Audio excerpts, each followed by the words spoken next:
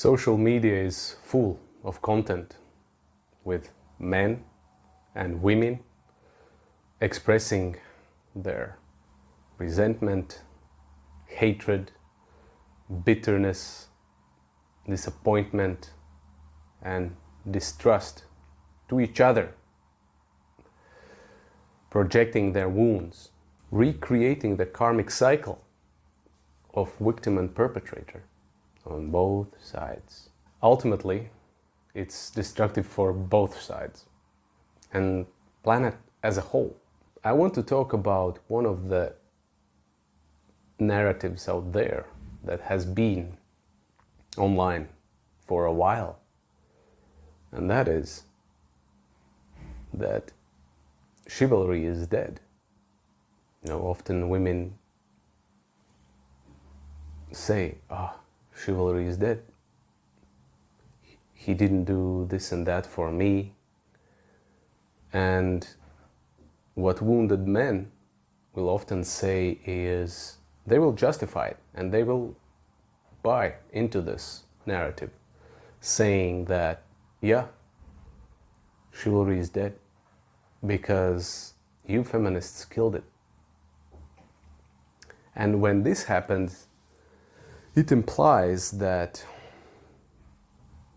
women are stronger than men, their will, and that women defeated men's ideal of chivalry. A lot of men eventually gave up, leaning into victimhood, which is very disempowering response to adversity as a man. It also implies that men only choose to treat women well based on conditionality, Only when women behave well in a certain way, and when it fits the men, This is a manipulation. And a lot of men will say, yeah, but women do this too. And I will say, yeah, it's true. They do. Does it mean that you have to copy them and do the same? Childish shit? Or do you want to outgrow this phase, of hurt, bitter child? It's more anti-masculine, It means that men have switched polarities.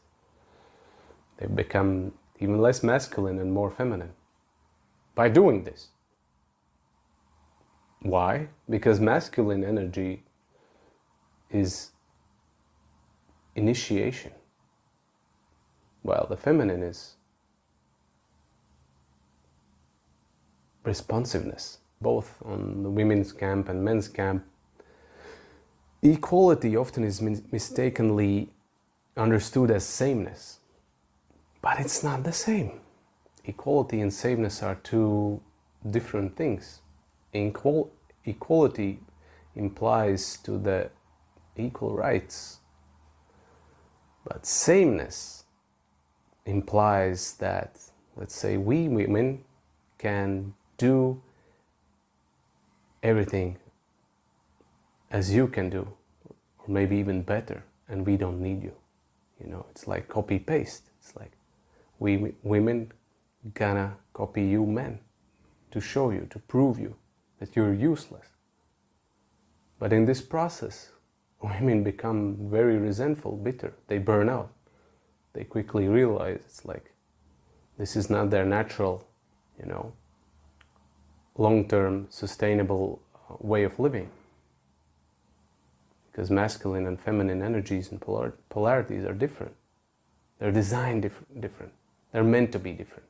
If men and women are on the same page regarding equality, or misinterpreting equality for the sameness, that means then men are basically following or supporting what many radical feminists were fighting for. This distorted view of equality, which is really the sameness, you know. And if that's the case, then men are basically supporting the opinion that is directed towards destroying them. And actually destroying women too.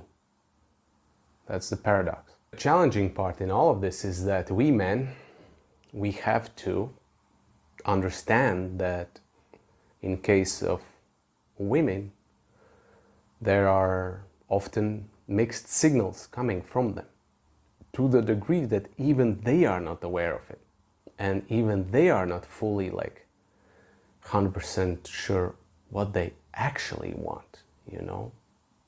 The case that a woman often says one thing but actually means something different, or wants something different, you know. There is this conscious wants, and then there are subconscious needs that often clash. Like they say one thing but they do another thing, or they say they want one thing but they choose completely another thing, and we are like, what the fuck is that?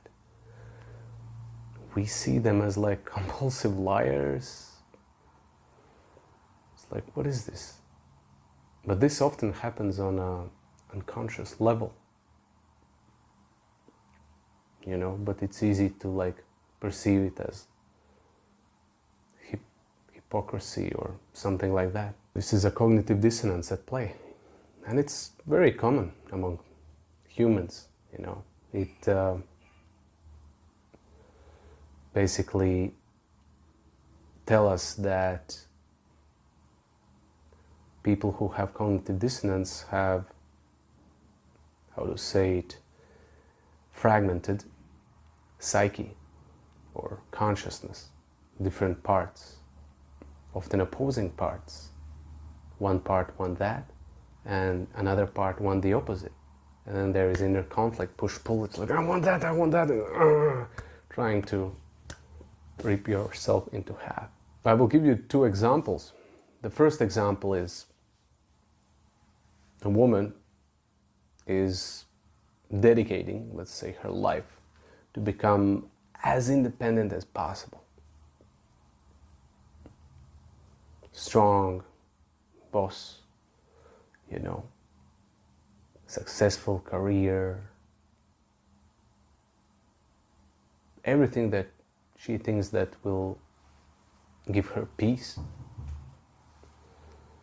And over time, what often happens with these women is they start to resent men more and more. Why?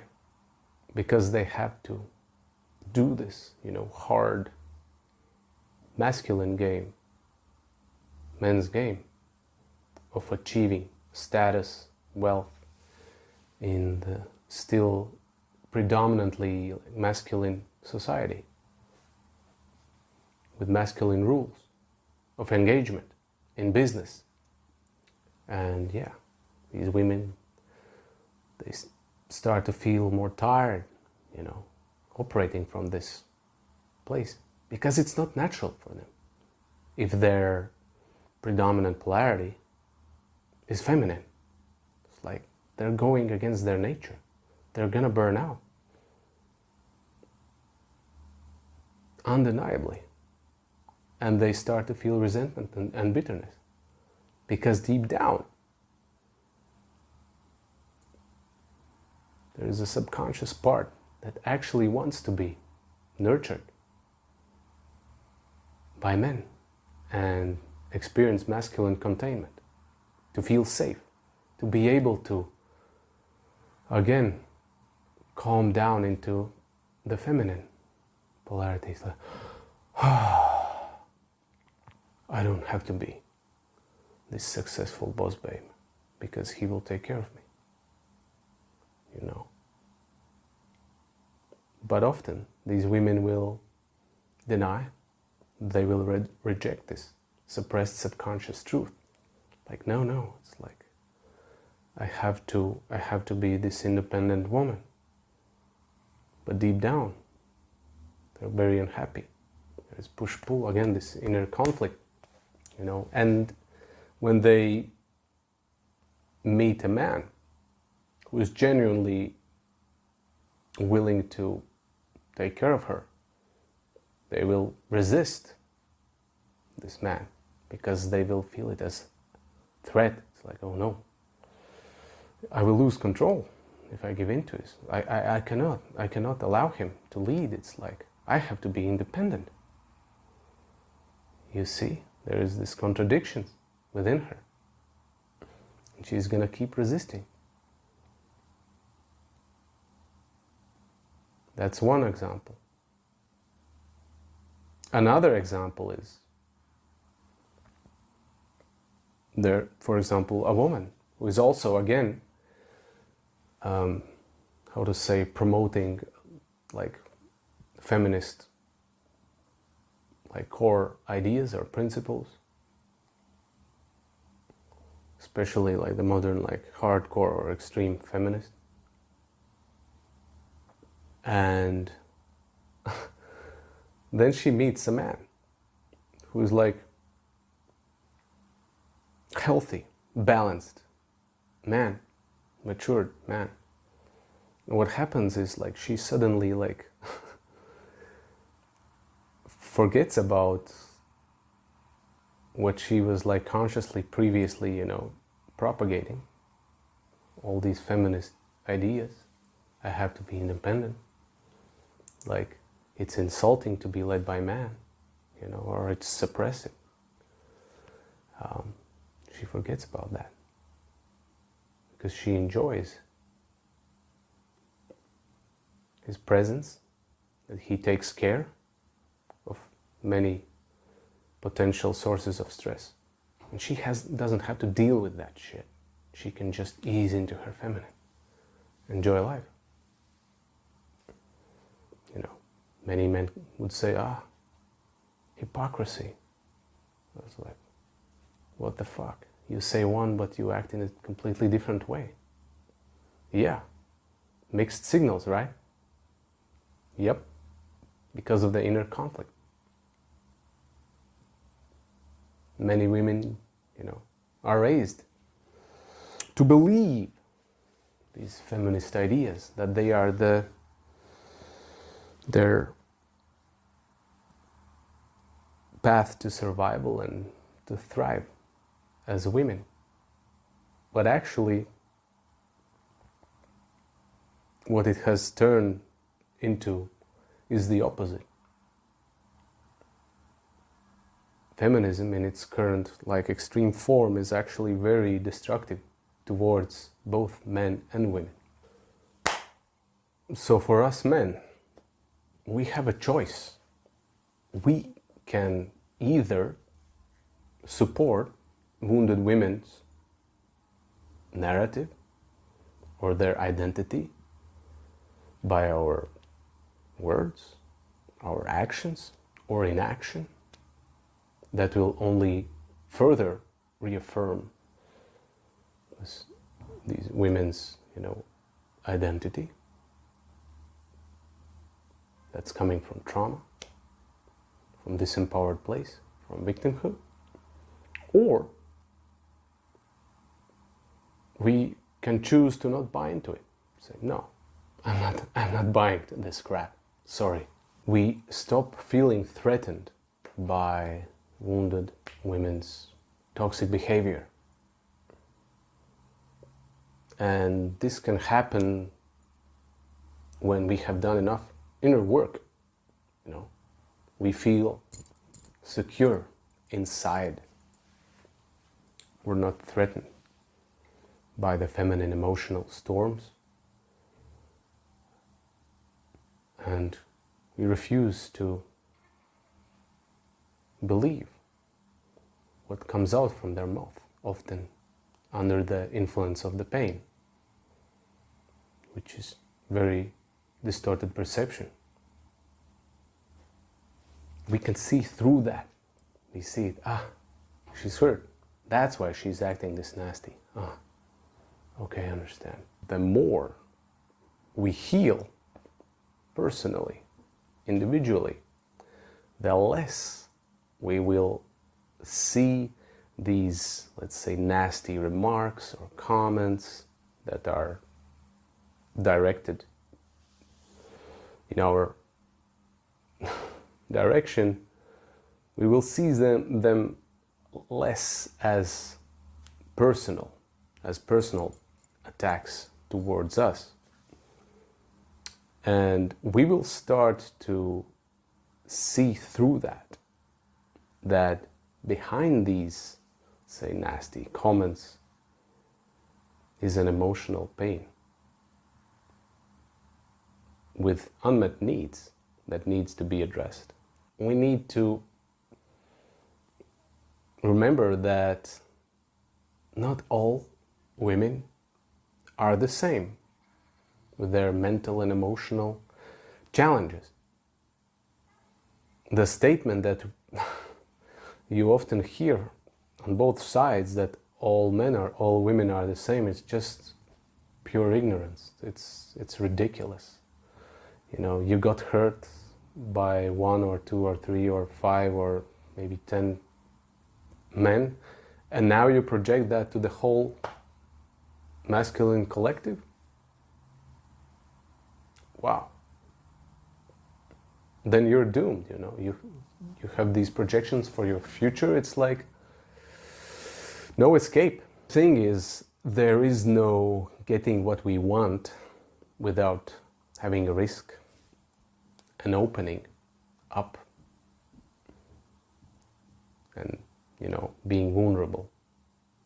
Like, truly, wounded men want to win this game through force, through resentment, through bitterness, through hatred, through punishment, revenge. It's like, I told you I was right. Huh? But resentment only breeds more resentment. If we don't transcend this phase, it will only amplify and create even more resistance. There are times when women will resist our goodwill like hell. It's like their life depends on it, you know. It's what their protector traumatic part perceives. It's like, no, we cannot let this man lead. It's like it's gonna be disaster, no matter what he does, because she's scared. She hasn't moved through her trauma enough or fully yet. She simply doesn't trust us. And often she needs to see that our goodwill is not just this one time or conditional. She needs to test us, you know, to see if we are committed or we're just faking it, you know.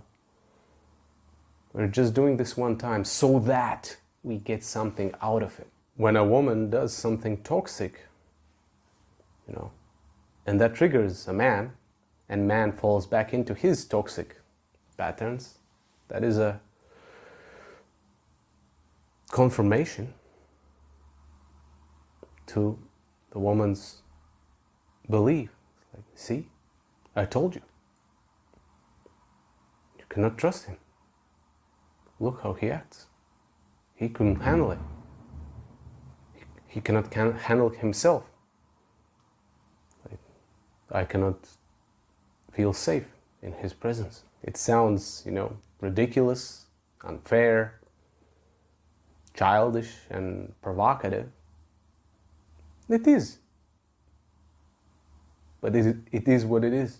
Ultimately, as a man, you're looking for equally matured partner in your relationship.